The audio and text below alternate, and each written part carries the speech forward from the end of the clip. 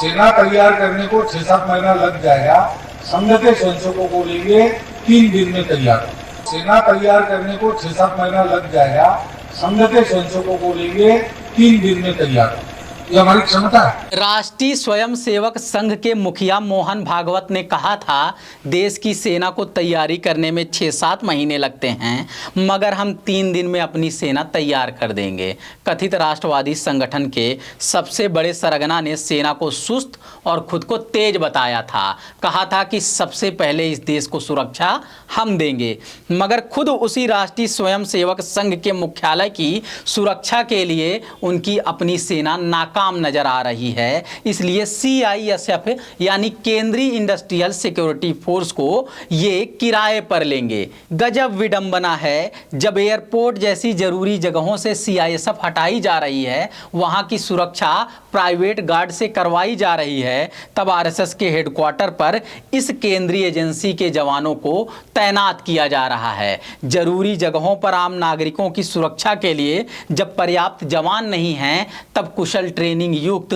सैकड़ों CISF जवानों को विवादित संगठन के मुख्यालय पर तैनात किया जा रहा है। इतनी ट्रेनिंग के बाद तैयार होते हैं जो कुशल जवान, उन्हें सांप्रदायिकता के लिए कुख्यात इस संगठन को किराए पर दिया जा रहा है। नमस्कार, मैं समर राज बोलता हिंदुस्तान में आपका स्वागत है। राष्ट्रीय स्वयंसेवक संघ को CISF की सुरक्षा देने पर चौतरफा सवाल उठ रहे हैं। विपक्ष के तमाम नेता मोदी सरकार पर सवाल उठा रहे हैं। कांग्रेस के वरिष्ठ नेता जयराम रमेश सोशल मीडिया पर लिखते हैं, एयरपोर्ट्स की सुरक्षा की जिम्मेदारी CISF के 3000 पदों को खत्म करके प्राइवेट सुरक्षा कर्मियों को सौंपी जाएगी। CISF के जवान हमारे 2 और RSS कार्यालय की सुरक्षा करेंगे।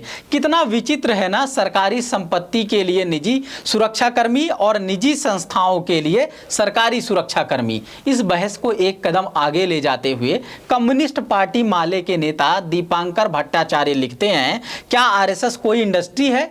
क्या वो इसे सांस्कृतिक संगठन नहीं बताती?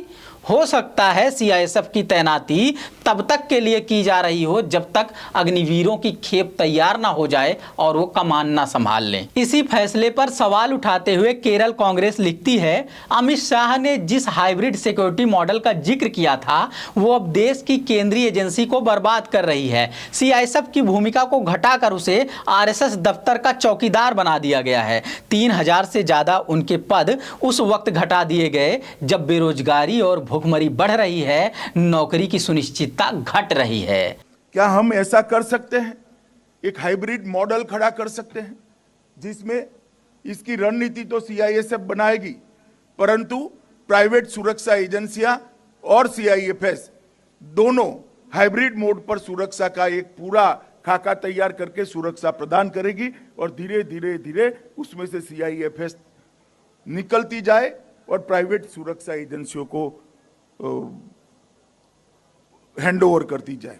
वीडियो आपने सुना, ध्यान दिया होगा कि कैसे अमित शाह CISF को CIFS बता रहे हैं, मानो सिक्योरिटी फोर्स को फैकल्टी सोर्स बता दे रहे हैं। एक शब्द इधर उधर कर देने से अर्थ का अनर्थ हो जा रहा है, मगर हम इस पर नहीं, मुद्दे पर फोकस करते हैं, क्योंकि पहले ही मीडिया वाले और भाजपा के लोग लीटर और किलो के नाम पर बेवजह हंगामा मचा रहे हैं। महंगाई देश का मुद्दा है, इससे ध्यान हटाने के लिए राहुल गांधी की फिसली हुई जुबान को मुद्दा बना रहे हैं। असल मुद्दे से भटकाने की इसी ताकत की वजह से संभवतः बीजेपी RSS के लोग राज कर रहे हैं और इस देश के अखबार टीवी चैनलों के कथित पत्रकार उनका भरपूर साथ दे रहे हैं। नहीं तो अभी इस मौके पर घेर कर उन्हें करना चाहिए था सवाल कि एयरपोर्ट से केंद्रीय एजेंसी की सुरक्षा क्यों घटाई जा रही है और जो केंद्रीय एजेंसी ट्रेनिंग पाती है सरकारी खर्चे पर, उसे RSS की सुरक्षा में क्यों लगाई जा रही है।